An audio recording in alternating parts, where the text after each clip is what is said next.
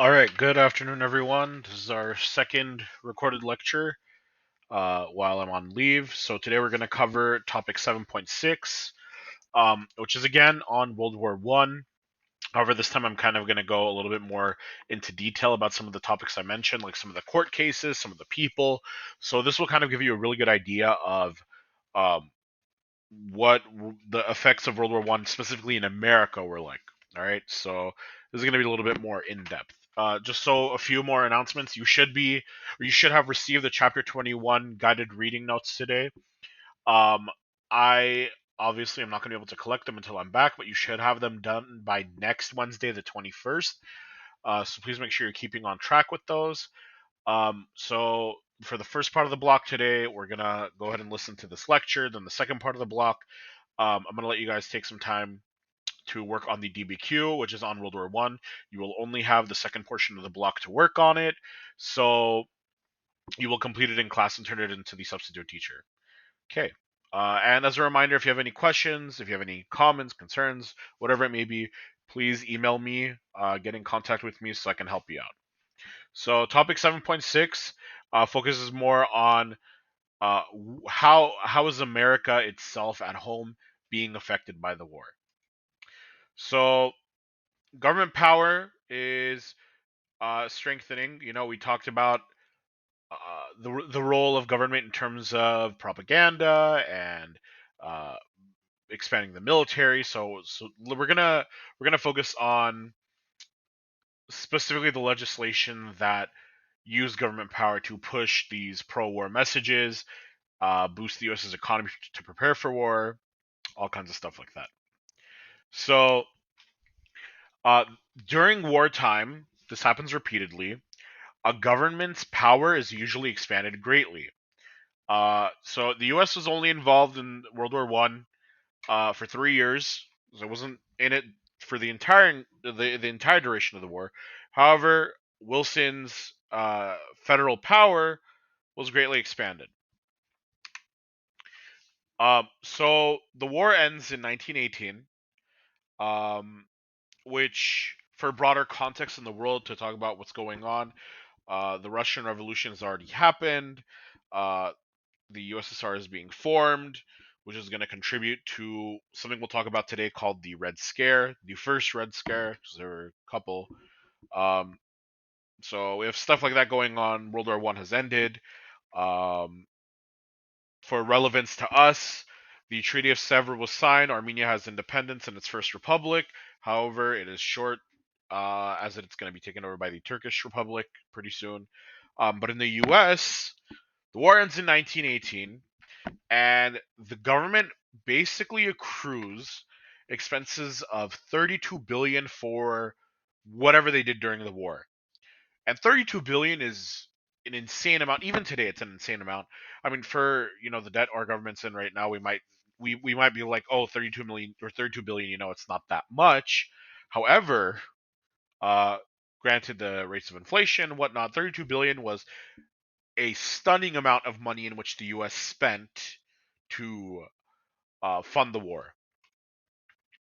So, for context, the entire federal budget had already exceeded um, 1 billion before 1915. So the federal budget is already kind of out of hand even before the U.S. gets involved in the war.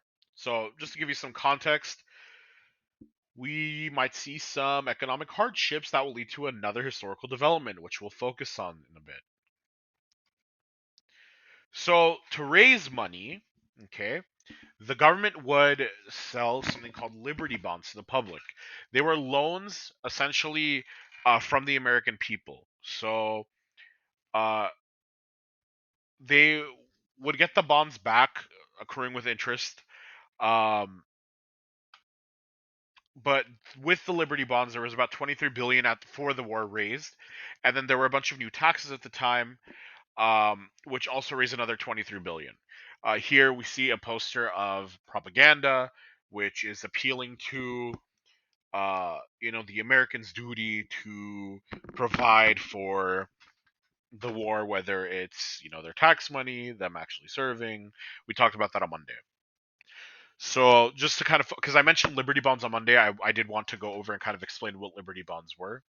So at the same time, the government does take over certain sectors or certain industries rather. So the telephone, telegraph, and rail industries are taken over by the government, and they implement a massive bureaucracy to handle this. So remember, a bureaucracy is a system of government or any sort of organizational or structural system in which it puts people in a hierarchy, different kind of ranks in which everyone has a very specific job they need to do.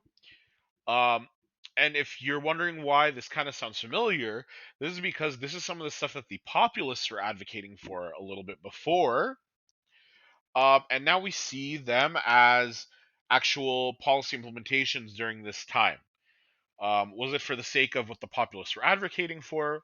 Probably not. It was more for the sake of the government to have as much control as it can during a time of warfare to ensure stability.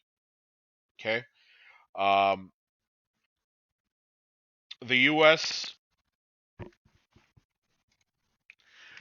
The U.S. also instituted the War Industry Board in July of 1917.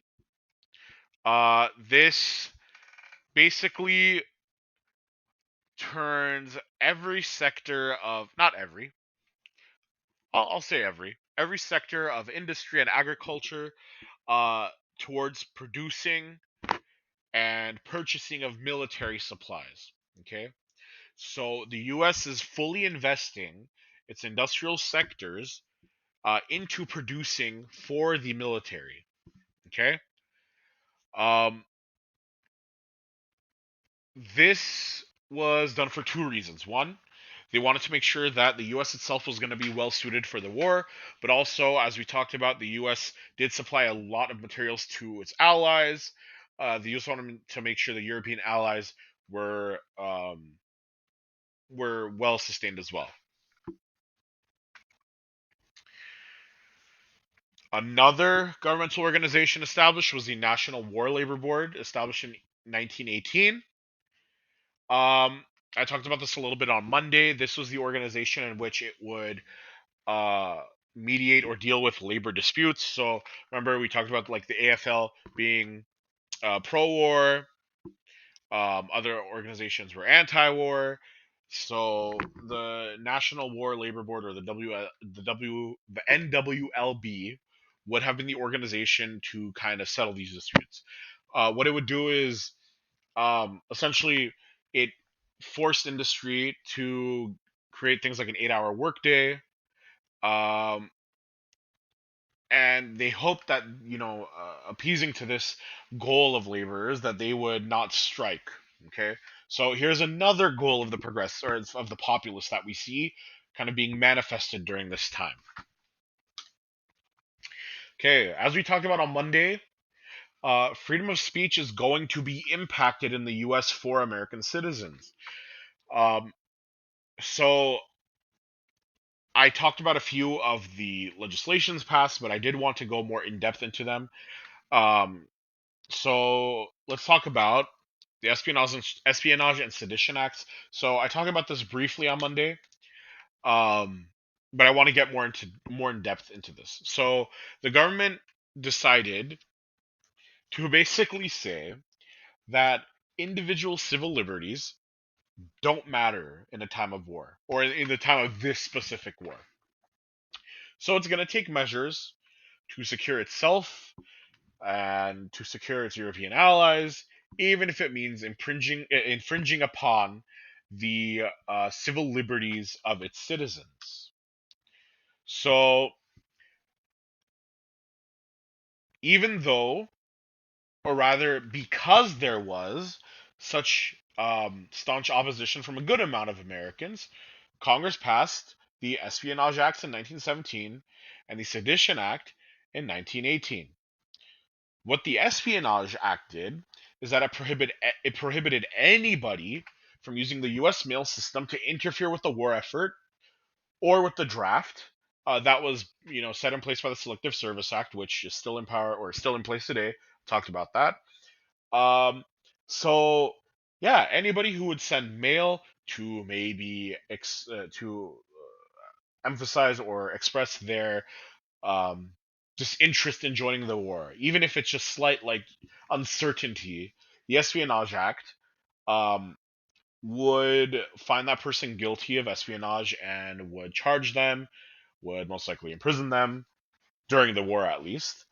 Um, and the Sedition Act, which we've had a previous Sedition Act before, made it illegal to try to prevent the sale of war bonds or to speak disparagingly of the following: the government, the flag, the military, or the Constitution.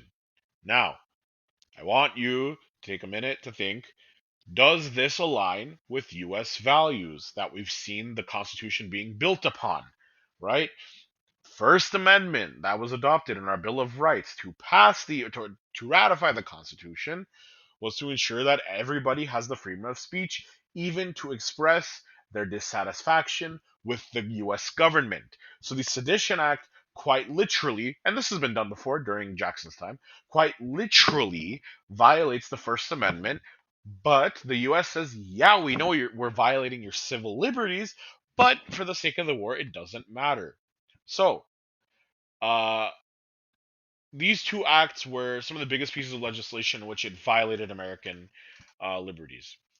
So, as I said, or sorry, when I said sedition acts, I didn't mean Jackson. I meant during the 1790s, post revolution in the building of the constitutions. Um, the Alien Sedition Acts, just like the Espionage and Sedition Acts of now, violate the First Amendment.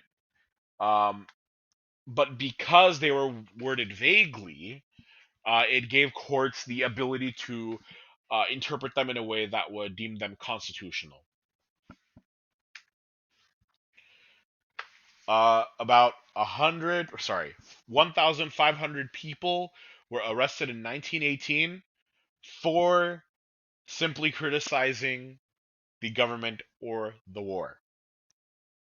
Now, um, I'm trying to think if we can what would the popular American standpoint be if during, you know, the invasion of Iraq and Afghanistan under Bush, if there was displeasure by the American people, which there was a lot of, if we voiced it and they ended up jailing all of us. I don't know if it would be as, because there's such the ability for people to communicate is a lot more possible now through like social media and whatnot. I don't know if they'd be able to monitor it as closely and actually enforce it. However, um, I want you guys to think about like what would this have been like today if you know, one of us or I, you know, like as your teacher, expressed my dissatisfaction with uh the war in Afghanistan or you know, the war in Yemen, and I don't show up to class because I get arrested for expressing my displeasure with this. Another piece of legislation or Supreme Court case which I mentioned on Monday, but I want to get into detail, was Schneck versus the U.S., which happened in 1919. So Schneck was a prominent socialist, member of the Socialist Party, and he severely criticized American capitalism. And he was arrested and convicted for violating the Espionage Act. Now, remember, the Espionage Act was that you cannot send mail or use the USPS um, for the purpose of talking against the war or the government or anything like that. So, what he did is he printed and mailed leaflets urging men to resist the draft. Um, while morally this should be allowed, right? People should be able to express their dissatisfaction. We see people like Schneck or Schenk, sorry, I think I'm mispronouncing his name, uh, who are convicted and arrested because of this. You know, sometimes we have legislation being passed where it's like, oh, like how many people were actually impacted by this? This develops into a Supreme Court case. And remember, during this time, the Socialist Party is gaining traction, especially under the leadership of Eugene Debs. Does it actually ever, you know, get elected or gain a significant amount of electoral votes? No. but it does gain enough, or it gains a significant amount of members or following.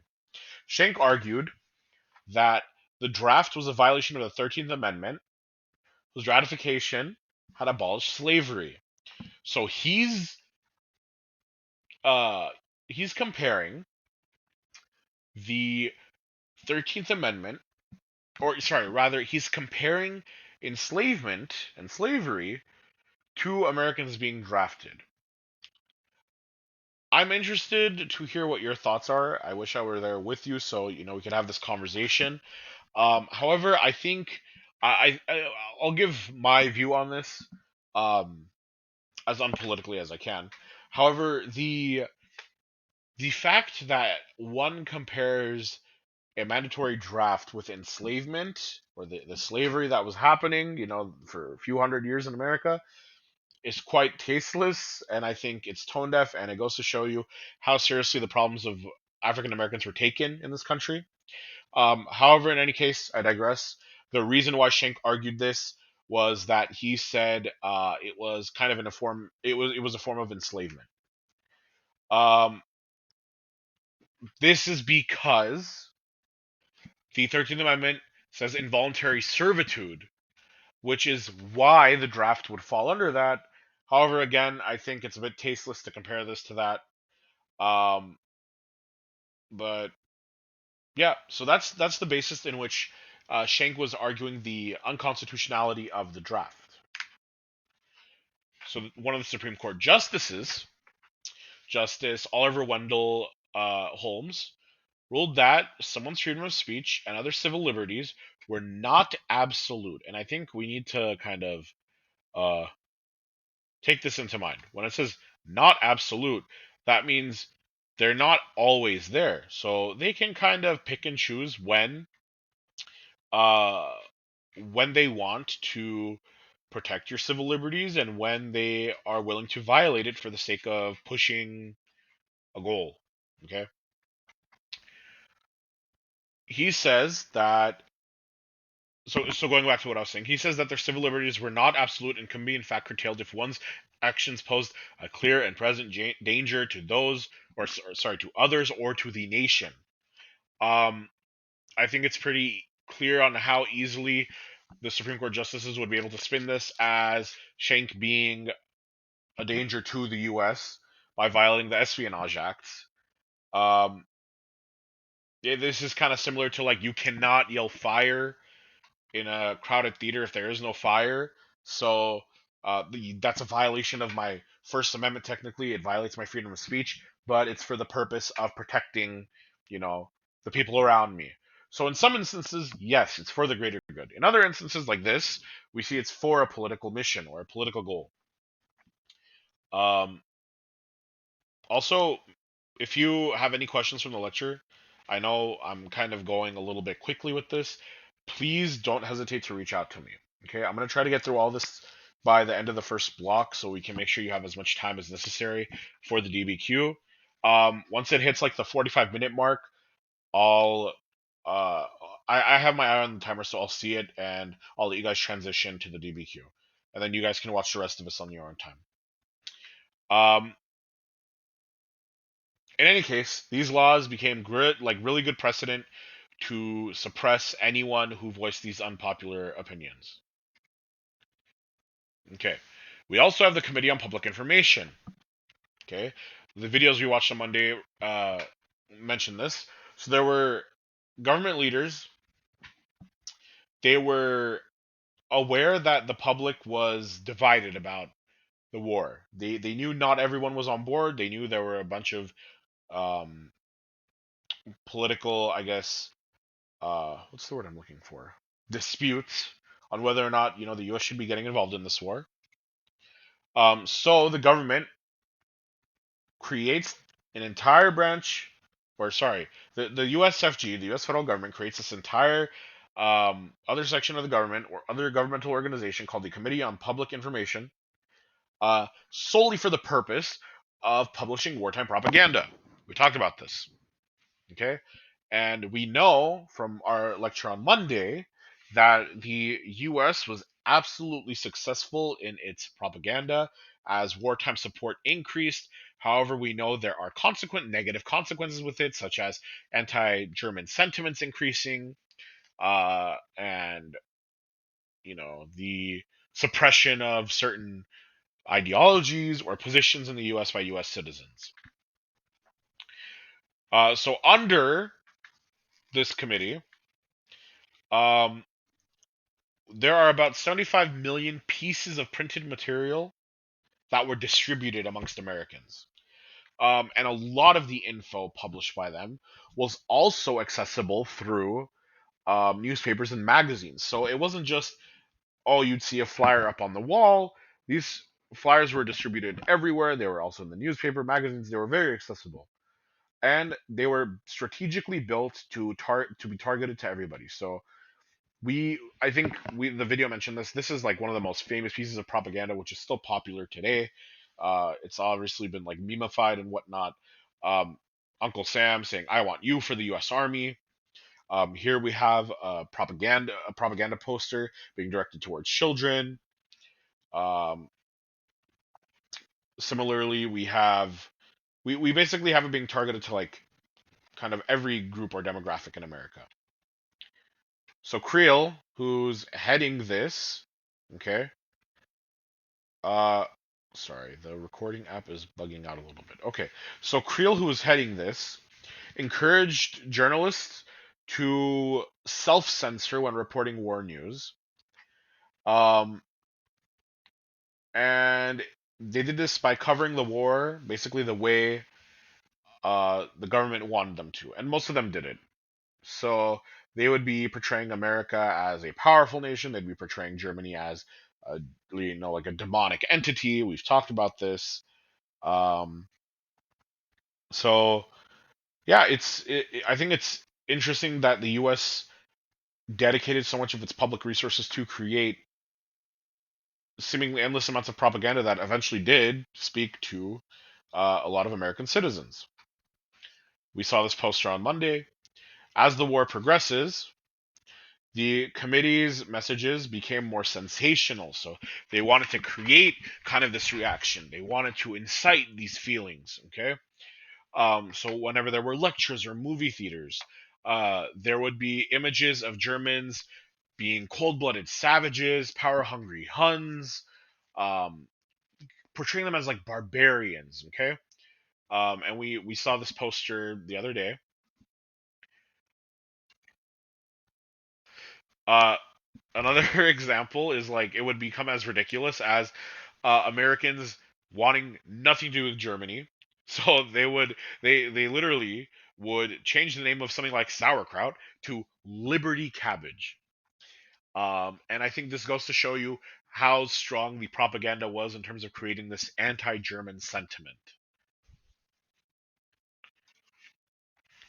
Okay, so something that we didn't talk about too much on Monday is the first Red Scare. And I say first because there will be a second one, which we'll get to in the Cold War. So I look forward to that. The first Red Scare happens during and after World War One, with the rise of Soviet Russia and socialism in the U.S. So the Russian Revolution takes place in 1917 with Vladimir Lenin gaining power and having the Bolsheviks overthrow the Russian czarship or czardom. The royal family is no more. I don't know if you all know the story of how like the royal family was basically executed, but they essentially got the entire royal family to line up for a picture. They were doing like a family portrait or something, and instead of a picture, they opened fire on the entire royal family, killing the royal bloodline and effectively overthrowing the Russian government, and that allowed for the Bolsheviks, led by Lenin, to gain control and establish a Soviet Socialist Republic of States. The USSR stands for the Union of Soviet Socialist Republics. Um, so in 1917, we have Bolsheviks take power. And in America, there's also this fear that communism is going to take over. So, sorry, I said socialism earlier, and I want us to know that the terms socialism and communism, while often used interchangeably, do mean two different things. So, yes, the USSR called itself the Union of Soviet Socialist Republics. However, it more aligned itself with Marx's communist ideologies. Um, we can spend some other time talking about the differences between communism and socialism. However, they don't. I don't want us to conflate the two as being the exact same. Okay, so let's talk about the first Red Scare. So red obviously is in reference to communism. USSR had a red flag. Vietnam has a red flag. China today has a red flag. Red becomes the color of communism. So there were a bunch of radical labor unions in the US, like the International Workers of the World, which were declared enemies of the state, and their leaders were incarcerated. So this is in combination with propaganda, in combination with the federal government expanding its power and censoring people. They also are kind of using this as a way to squash any political messages that um, may not be directly in response to the war, but also like I guess unappealing political views in relation to the U.S. government. And remember, I talked about this on Monday. The U.S. still is adopting a laissez-faire form of economy, so radical labor unions, which might seem socialist um, to the U.S., were a major threat to the U.S.'s internal security. Eugene Debs, we talked about him, our boy Eugene. Uh, he was a socialist leader and spent 10 years in prison for criticizing the war. He ran, remember, for president 5 times, never elected, but he gained quite a following. He published books. Um, Simply for the fact of him criticizing the war, coupled with the fact that he was a socialist, um, made it easy for him to be imprisoned during the Red Scare. And we have the birth of the FBI. So the FBI is obviously a relatively new form of government, just barely 100 years old, 110 years old. And it was created to investigate internally to prevent the potential of radicals taking over the U.S. from the inside out. Um, this is really appealing to the sensationalist kind of mindset that these Americans have of foreign ideals. So J. Edgar Hoover is uh, heading the FBI and runs it until the 1970s.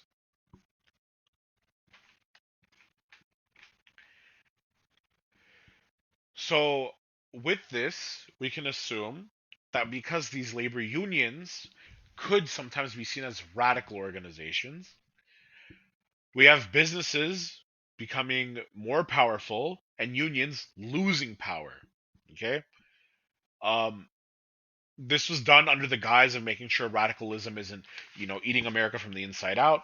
But businesses use strike breakers and other forceful tactics, violent often tactics against unions, and were often let off the hook. They were allowed to, you know, halt or even ban the ability for workers to strike, um, which was something we saw, just started happening. We saw the birth of labor unions. We saw the beginnings of people kind of fighting against the power of these giant corporations to gain some sort of political power, political capital, to now being once again squashed because of the political effects or ripples of World War One in the U.S. Okay, so the Palmer raids. There's this looming fear of revolution in America, um, which leads to a lot of kind of irrational acts of violence against one another. Okay, so there were a series of bombs that went off in a bunch of American cities. They were homemade bombs um, sent to notable American citizens. Um, and I think this just goes to show you that, like, the reason why the U.S. was so, or they were so focused on the fact of controlling any sense of radicalism or different ideologies or different opinions was to prevent stuff like this from happening, which can lead to internal instability.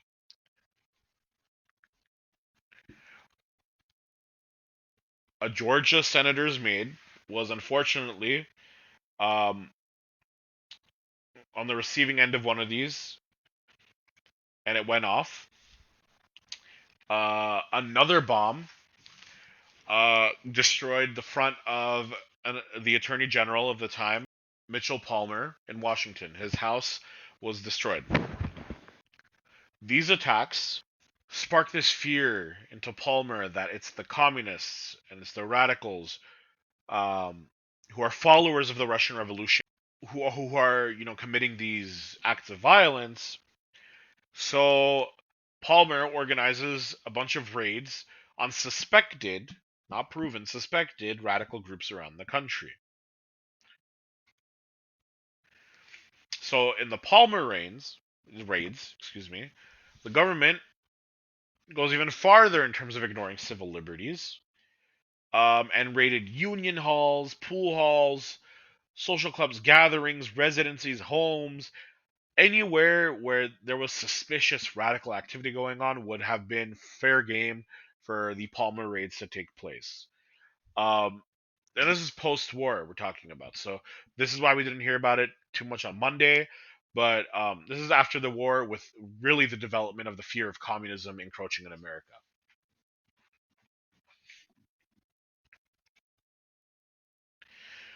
Through these, they arrested about 10,000, over 10,000 in 30 cities, excuse me. Um, but they hardly ever found weapons. Um, they A lot of them were based off of fear, sometimes irrational fear, and resulted in things like deporting 500 immigrants, um, simply because of this sensationalized fear of radicalism that we see during the Red Scare.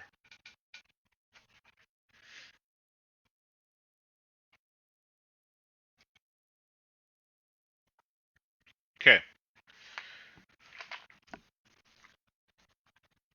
take like a little break before we continue. I know I've been going on a lot.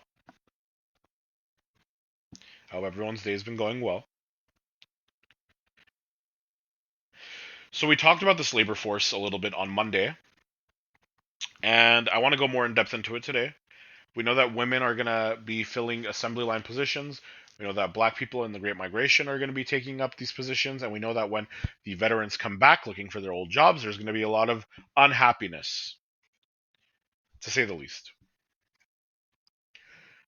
So, because of World War One, there was a downturn in the amount of immigration. Um, After an average of about 1 million, in 1918, there were only about 110,000 immigrants. This is due to a multitude of things, but we can mainly contribute it to anti-immigrant sentiments from nativists. Remember, nativists were the ones who believed that immigrants don't have a place in America, and in the U.S., these sentiments were even farther solidified by World War One.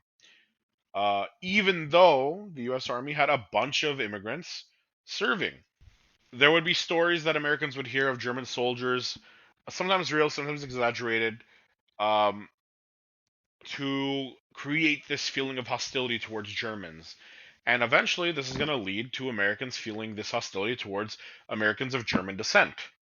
A lot of Americans would be hiding where they were from.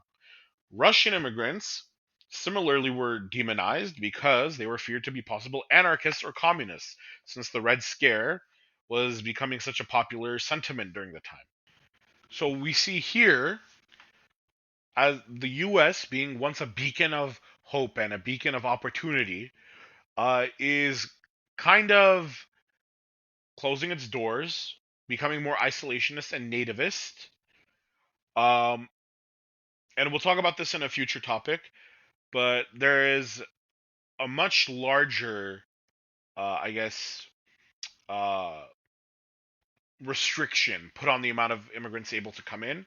So the whole idea of an American dream for immigrants that are moving here from, their impoverished status from wherever they are, it's no longer becoming a reality for them because they're not able to come here. And even if they do come here, who knows if they're going to be treated well because of the anti-immigrant sentiments. So through this, we're going to have a labor shortage. Okay? This is because uh, logically, you have a much fewer number of immigrants coming in who made up a lot of the menial labor during this time. As the numbers are decreasing, the amount of labor is going to decrease. Um, so also coupled with sending all these men into the armed services, uh, there is a bunch of vacancies in the workforce. So women, African Americans, and other ethnic minorities would enter these industries and take up these jobs for the first time, which are usually held by white men. So I briefly mentioned the Great Migration on Monday. Um, let's talk about it a little bit more. Okay. So northern businesses would go into the deep south to find work for their factories and mills. So they would recruit these southerners, most of them African Americans, to move northward. Okay? So southern black Americans would move north to cities like New York, Chicago, St. Louis, Detroit, for the possibility of, greater job opportunities. More than 500,000 blacks during the war left the South in search of work. Mexican Americans eventually follow the same migratory pattern. So, I think what's kind of interesting here and what's cool to see as like a historical trend is that the North kind of becomes portrayed as what all of America was once portrayed as. So the North gets portrayed as this land of opportunity, this land of promise for Black Americans. When before we know that America was portrayed as this land of opportunity for immigrants. Now internally, for all you AP Human Geo people, in this internal migration, okay, we have this sub-region in the U.S. now being portrayed as that land of opportunity for another sub-region to then create a wave of internal migration. Before I move on, this is the 40-minute mark, so I will try to finish this slideshow in the next 10 minutes. I should be able to, and then I will give you guys time to work on your DBQ. Okay? So by 1930, the number of blacks living in the North triple than 1910. Okay? So we talked about the Great Migration before in class. We know that it increases sharply up to the 1920s, and then 1930 we have the Great Depression. But even then, it's still a significant amount. And then we'll cover this wave of migration as well once we get to World War II. All right, another group which was instrumental in the war effort were women, as I mentioned on Monday. These job opportunities were also available to women. Um, the amount of women in the workforce itself didn't necessarily change, but the type of jobs they were doing, the means of employment did change. So they were doing the jobs that men traditionally held. Many women ended up quitting their domestic jobs, and they would end up working in factories. So women were expected to do housework before this, um, and eventually, about 20% of factory manufacturing jobs were held by women. Don't get this confused with the symbol of like Rosie the Riveter. Let me see if I can pull up a picture while y'all are taking notes. Rosie the Riveter was for World War II. We often conflate World War II like women wartime efforts to World War One. So this is Rosie the Riveter. I'm sure you guys have all seen this poster. She is from World War II. Okay, but same type of sentiments. What is especially unique is black women who are usually exclusively available to work as domestic servants, um, were able to now work in factories. And this kind of gave a sense of liberation for black women. I think this quote kind of exemplifies that. About 1 million women ended up participating in this wartime manufacturing work. A lot of them were single, a lot of them were young, and they were already working outside of the home. So they didn't have a family to kind of, they didn't have kids to raise. They didn't have to keep a house necessarily at this time, which was typically expected of them. So it was even easier for them to kind of, go into the manufacturing field. Once the war ended, a lot of them returned back to their original jobs once veterans came back to take their jobs back.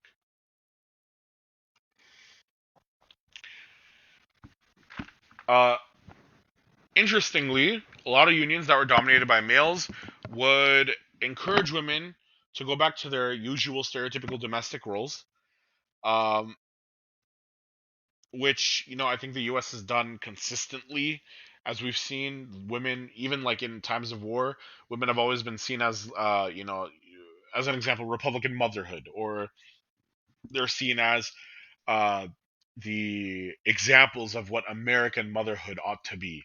So they create ways to justify um, keeping this kind of patriarchal labor system in place for women.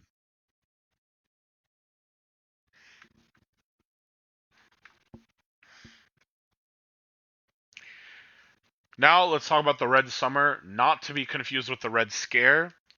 So the Red Summer, which was a topic brought up on Monday's lecture, this was on the onset of veterans coming back, with black men and women having like this sense of civic duty, with women, serving their country from the home, a lot of them going as nurses to the front lines, black men serving in the military.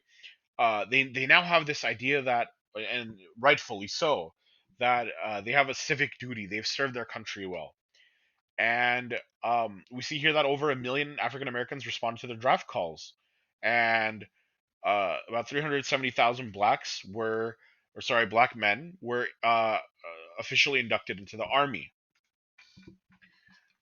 We know that a lot of the fighting positions were only assigned to white men, um, and they placed black soldiers in positions of labor, which again I mentioned that kind of upholds the sentiment that African Americans are only good for labor in the U.S. So when the war ended, Black Americans, as the video talked about, kind of hoped that they would be welcomed back with loving arms, and it would positively impact the race relations of the U.S. Um, Most famously, the 369th Regiment came back with pride in this parade on February 17th, 1919, um, kind of exemplifying, what it meant to be an oppressed minority fulfilling one's civic duty. Okay, so W.E.B. Du Bois um, is someone who mirrors these sentiments in his quote from his work entitled Crisis, where he says, we return from fighting, we return fighting, make way for democracy. This kind of exemplifies what, African Americans were expecting at this time. And again, rightfully so. Instead, what we have is increased violence, continuous discrimination, and what we have as dubbed by James Weldon Johnson the Red Summer, not to be confused with the Red Scare. Red here signifies blood, not communism. So, with the return of black soldiers and the Great Migration, there was a nationwide surge in violence directed at black Americans because these white Americans felt as though these black Americans were taking their jobs. So there were a bunch of race riots, most notably in DC, Chicago. There are about 25 race riots that happened in 1919. And like they were fatal. They weren't just like riots of going to the streets and, spewing racist rhetoric. Um, they usually amounted to physical, tangible violence against blacks. The Chicago riot was perhaps the worst. It was a week of violence, murder, and arson. And in Arkansas, in October of 1919, more than 100 black people were massacred. In the South, lynchings grew in number to 64 to 83, and 11 of those victims, at least, were veterans who served in the World War One. So while African Americans thought that the end of the war was going to bring peace for them, it brought the complete opposite.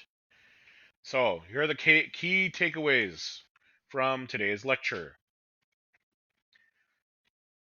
There were a bunch of restrictions on freedom of speech due to increased anxiety about due to increased anxiety about communism, radicalism, and the Red Scare, as well as propaganda during World War One. There were also attacks on labor activism and immigrant culture. The increased demand for labor had many Americans migrate to urban centers. The Great Migration and African American veterans coming back from World War One led to racial violence and racial tensions when they sought the complete opposite. Okay, so this is the end of the lecture. Please use the next portion of the block, so period 7, to write your DBQ. I would prefer that you do not use external material to help you write this DBQ. You are to complete it on paper. I have instructed the substitute teacher to not let you use your laptops during the DBQ, so you will only be using the documents and the line paper you'll be writing on. So, good luck. Let me know if you need anything.